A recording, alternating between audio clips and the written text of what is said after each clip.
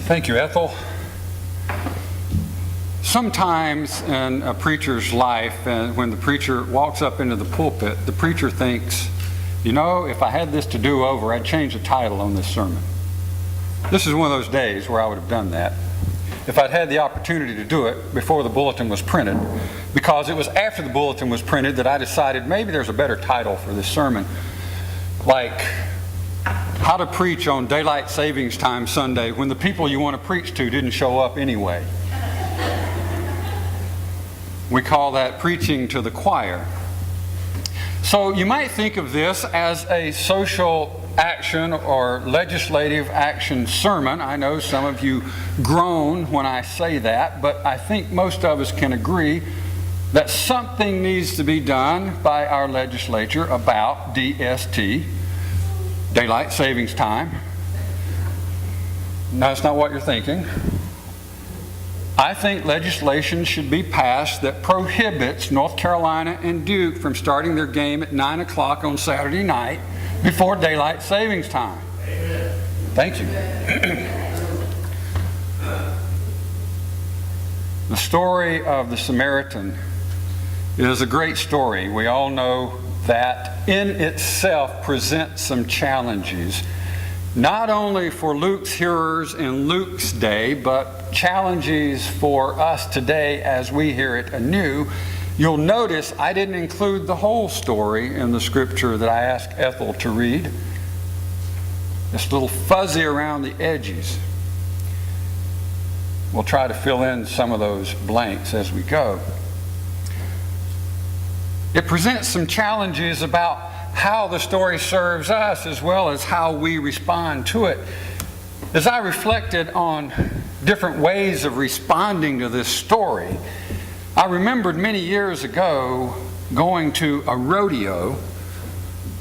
I know, hard to believe, right? Going to a rodeo over in, wait for it, Benson, North Carolina. Some of you chuckled out there. You know where Benson is. Anybody been to Benson, North Carolina? Yeah. Barbecue? Oh, that's the only thing, right? That you would miss if you didn't make it there. Rodeo in Benson. So I was at this rodeo many years ago. I lived near Benson at the time. I can't ever imagine myself going to a rodeo again, ever again in my life. So why was I at a rodeo? A friend of mine was bronc riding. And they have clowns at rodeos, and I like clowns. So they also have bull riding, and at the time I was a little more interested in bull riding than I was bronc busting or clowns either. But my friend named Kevin was there, and his friend, a friend of his, was riding bulls. Kevin rode broncos, but his friend that he was there to see in this particular rodeo was a bull rider. So Kevin and I are sitting in the stands for the bull riding, and his friend comes out of the gate on a bull. And I don't know how I would describe this bull other than to say it was terribly upset about something. I'm not sure why anyone would want to ride a docile bull, much less one that was jerking and jumping and bucking and shaking its head all over the place. And Kevin's friend was hanging on for dear life, and he was doing a good job at it for about 1.5 seconds. At which point he began flying through the air. And at about the time Kevin's friend started flying through the air, Kevin started flying through the air. I just shook my head when I saw his friend hit the ground. I held my head down for about as long as he'd ridden that bull. And when I looked back up, Kevin was nowhere to be found. At the exact moment his friend had started flying through the air, Kevin had leaped out of his seat, scurried down the rows in front of us, scaled the barrier protecting us from the arena, and plummeted down 8 feet into the arena with his friend near the bull.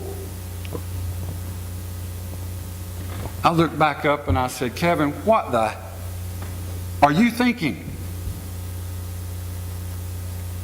The clowns. had this expression of, I can't say it in church, but it was holy.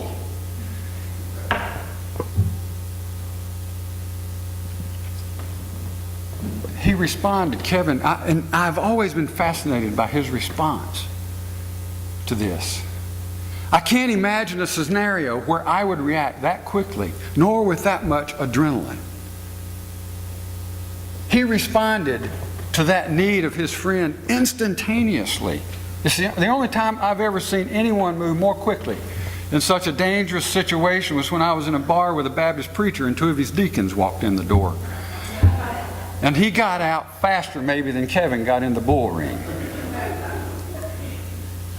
Kevin responded to a need very quickly. EMTs don't respond that quickly. Couldn't have gotten there faster. The problem was Kevin wasn't an EMT, and now the clowns had two people in danger of being gored by a bull rather than just the one they were prepared to protect. I think there's a whole sermon in the idea that it is the clowns in the arena that are charged with protecting us against ourselves. It was an unsafe response on Kevin's part. Dramatic though it was, phenomenal. But as I think about it a few years since then, it was an unsafe response on his part for obvious reasons. Now, you might have done similar things. You might have responded in other situations in similar ways. I know I have. There have been times when I responded to situations without thinking them through. There have been times when my adrenaline got the best of me. Maybe I said something I shouldn't have said, trying to correct a situation. There are times when I've tried to help too quickly before I was fully aware of what was happening or what the different nuances were in the situation. Kevin could have been injured himself badly doing that. But I applaud his being willing to respond to a need and to respond instantaneously. I have to believe, though, he would have been more effective had he thought that through just a little bit. It's kind of like when we click that mouse and send an email when we're angry and wound up. I know none of us do that, right? But it does happen to some people occasionally, doesn't it? Kevin did indeed see someone in need, and he responded to it. In our gospel story, a number of people see someone in need. The priest and the Levite, religious to a T, are from the broken cisterns of the temple, however. The Levite and the priest approached the situation based almost exclusively on how it affected them, something Kevin didn't even consider as he leapt out of his seat and scaled the wall and went into the arena with that bull. The priest and the Levite looked at how this situation affected them personally. They gave great thought to the need, perhaps. I sometimes wonder how they lived with themselves knowing they had someone in the ditch they could have helped. We struggle with those kinds of things too. We see people in the ditch out there holding the signs, needing help, hungry, will work for food. Sometimes we indict ourselves the way we indict the Levite and the priest. Why didn't we help?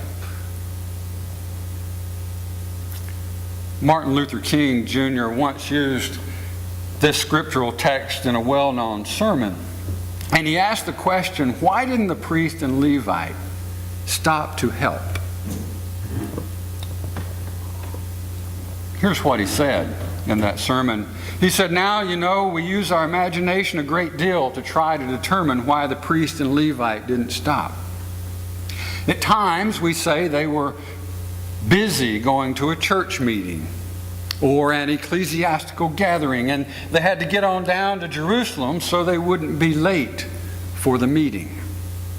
At other times, we would speculate that there was a religious law that one who was engaged in religious ceremonials was not to touch a human body 24 hours before the ceremony. And every now and then we began to wonder whether they were not going down to Jerusalem, but going down to Jericho, rather to organize a Jericho road Improvement Association. It's a possibility, he said. Maybe they felt it was better to deal with the problem from the causal root rather than get bogged down with an individual effect. Then King said, "But I'm going to tell you what my imagination tells me." He said, "It's possible those men were afraid." You see, the Jericho road is a dangerous road. He said, "I can see why Jesus used this as a setting for this parable. It's a winding, meandering road, really conducive to ambushing. You start out in Jerusalem, which is about 1,200 feet above sea level. And by the time you get down to Jericho on the Jericho road, 15 or 20 minutes later, you're 200 feet below sea level. It's a dangerous road. In the days of Jesus, it came to be known as the Bloody Pass. And you know, it's possible, King said, that the priest and the Levite looked over that man on the ground and wondered if the robbers were still around. Something we might do ourselves when we see people in need on the roadside. Or it's possible they felt the man on the ground was merely faking and he was acting like he had been robbed and hurt in order to seize them over there and seize them quickly. And so the first question that the priest asked and the first question the Levite asked was, "If I stop to help this man, what will happen to me?"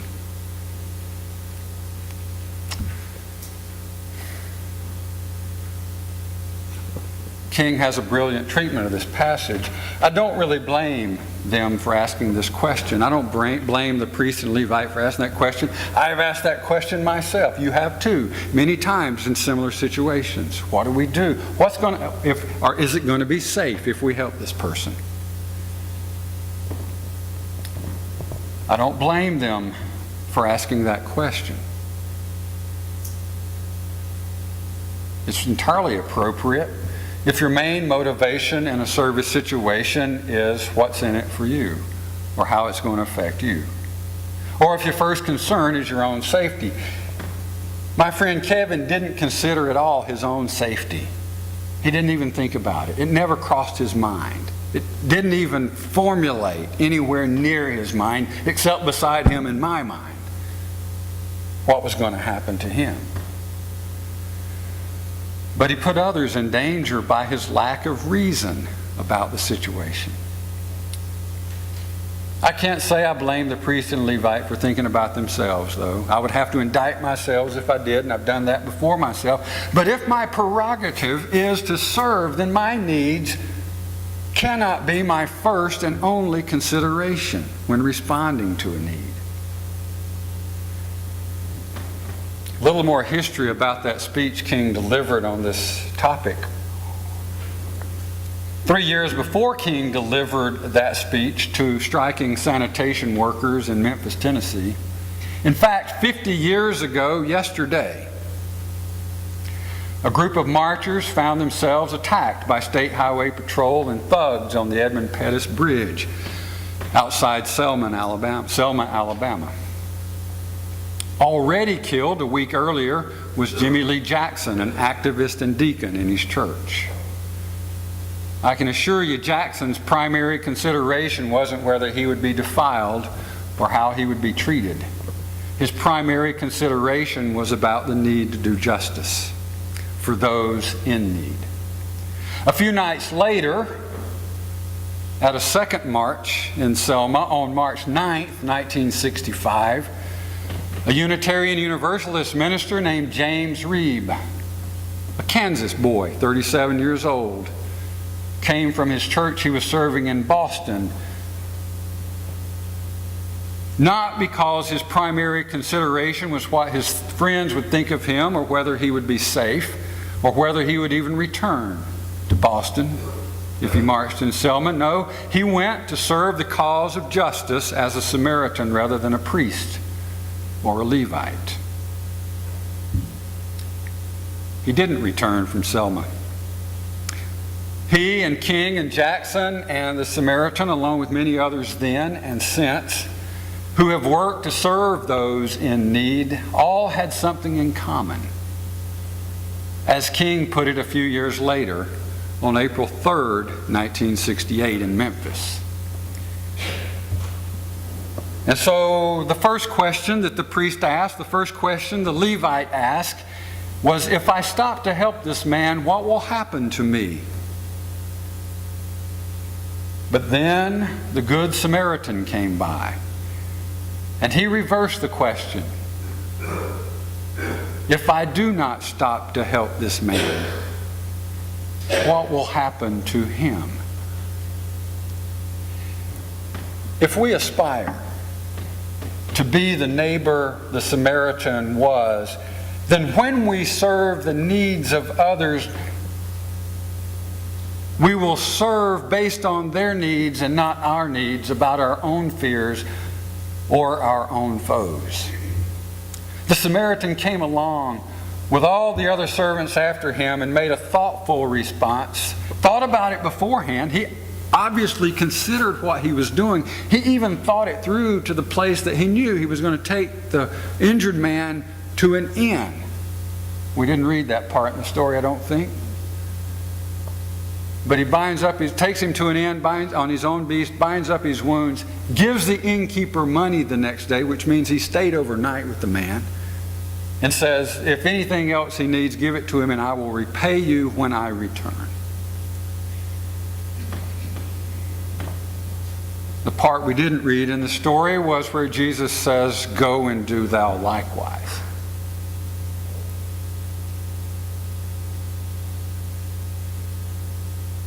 The Samaritan thought about it beforehand. Thought about how best to serve the authentic needs of the individual in that situation in light of the larger picture. The Samaritan, who wasn't worth the clothes on his back as far as anyone else was concerned, probably not even as far as the one in the ditch was concerned. The Samaritan thought, if I do not stop to help this man, what will happen to him? There are different ways of responding to those in need. So let me ask a couple of questions about this. It's important, so it's worthy of asking a few questions about it. How do we determine whether or not we help? What should be our criteria for helping others?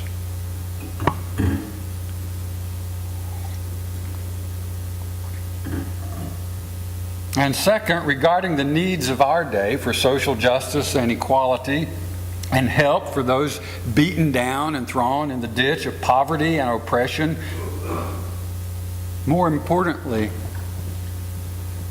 who do you perceive our church to be in this story? Who is Trinity in this story?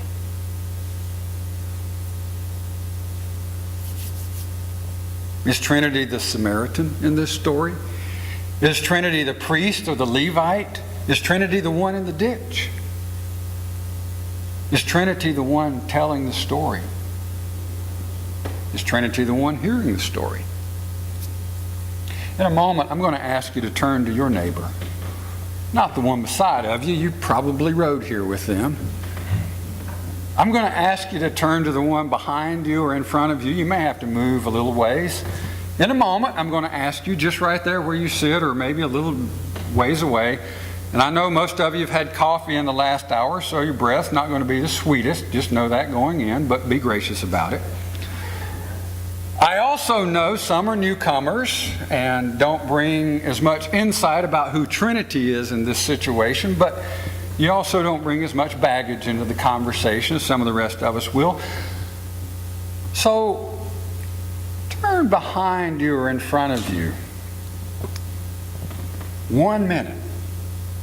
That's for all you introverts out there who right now are starting to sweat bullets and say, how can I talk to somebody I've never talked to or maybe don't know very well for a whole minute? It's just a minute. It'll go fast. I promise you'll be okay. The bulls won't get you. talk with your neighbor right now about who you perceive Trinity to be in this story. 1 minute. Go.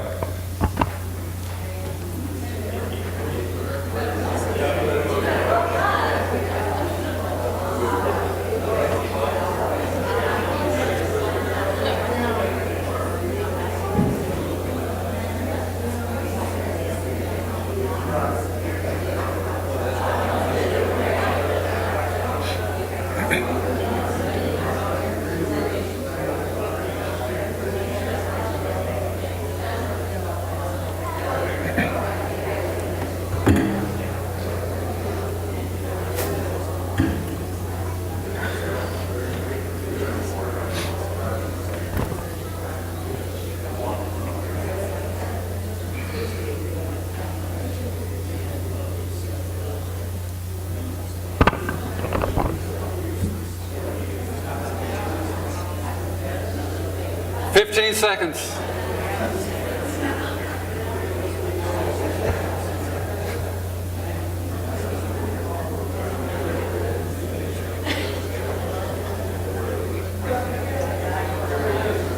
Stop.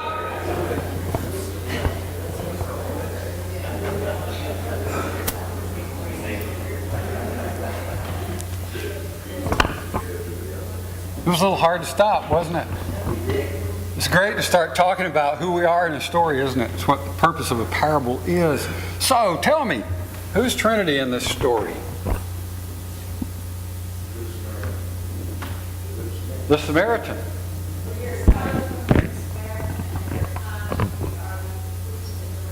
Sometimes we're the priest and the Levite, sometimes we're the Samaritan. Sometimes we're just hearing the story. The innkeeper. Okay. We could be the guy in the ditch. You're right. Yeah. We do need help, don't we?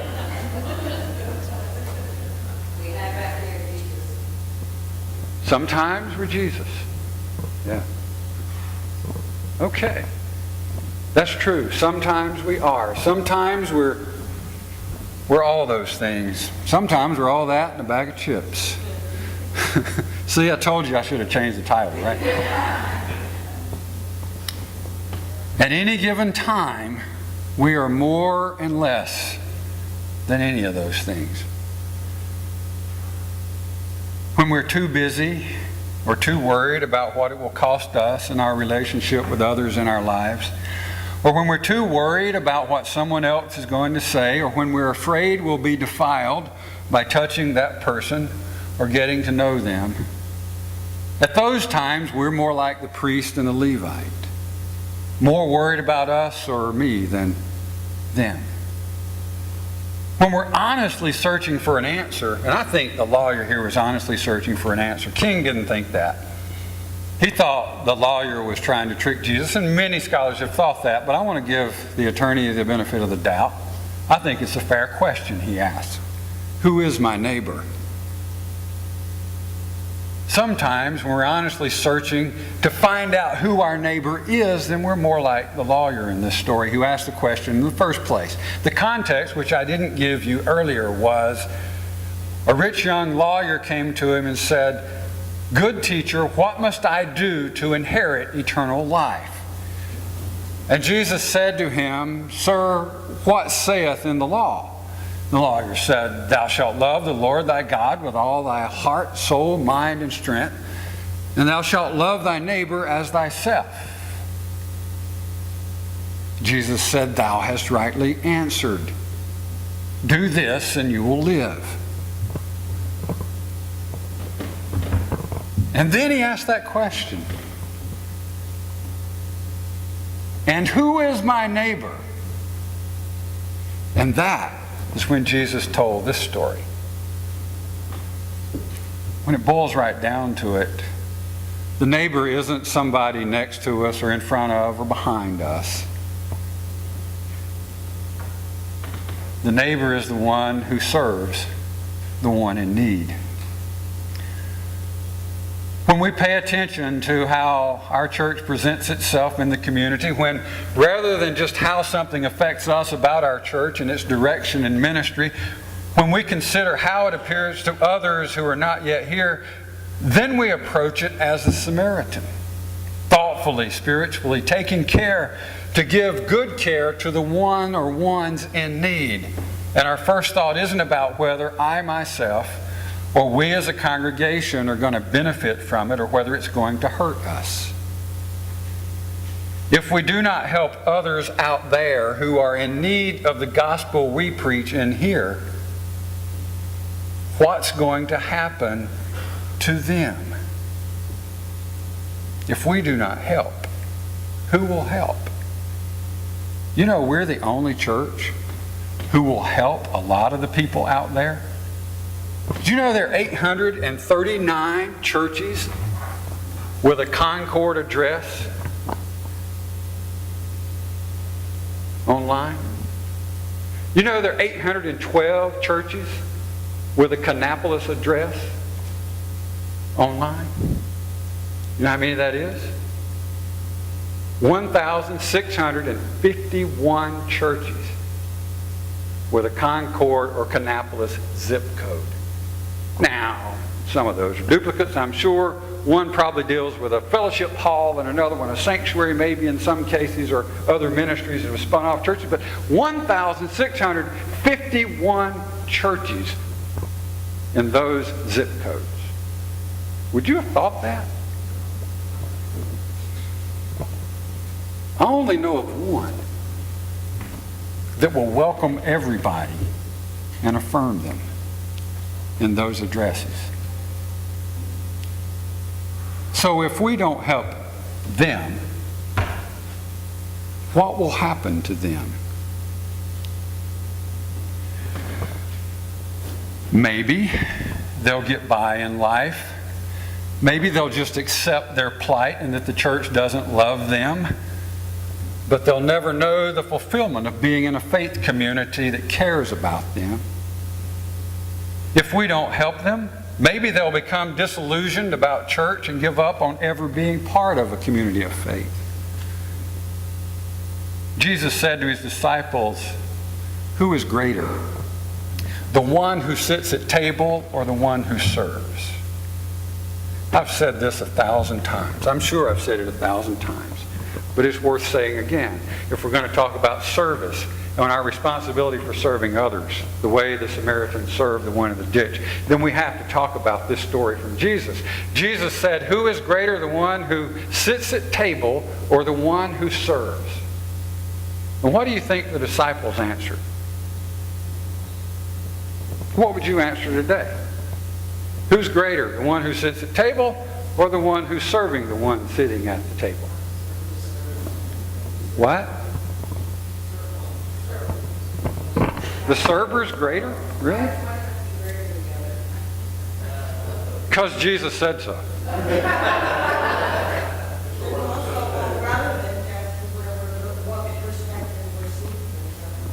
Well, that does make a difference, but just generally speaking in our society, as it was in Jesus' society, the one who has the money and is paying the waiter is the one who has the power and is greater. Same thing then. In fact, it was even more pronounced then. And then Jesus said, I love this word, nevertheless, I am among you as one who serves. So, we can't talk about service without also talking about that story. As followers of Jesus, every plan we make as a church should be about who we seek to serve and how we can do that and do it better.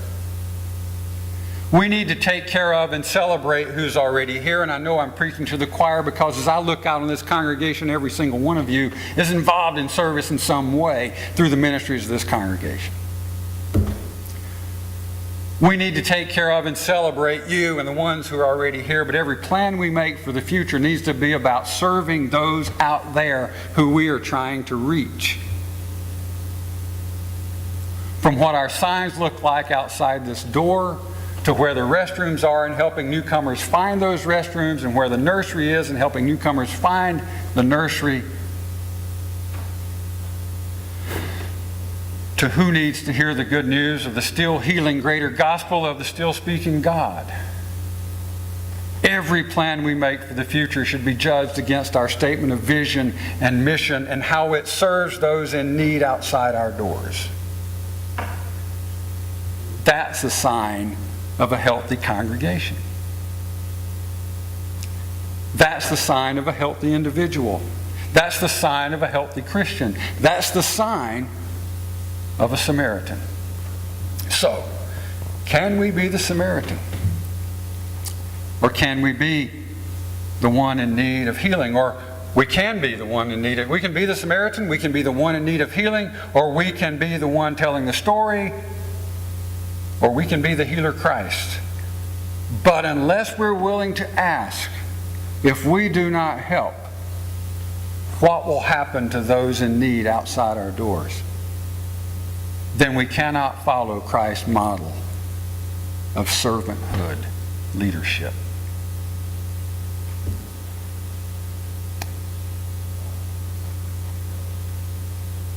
And you may consider this and decide you don't want to follow that.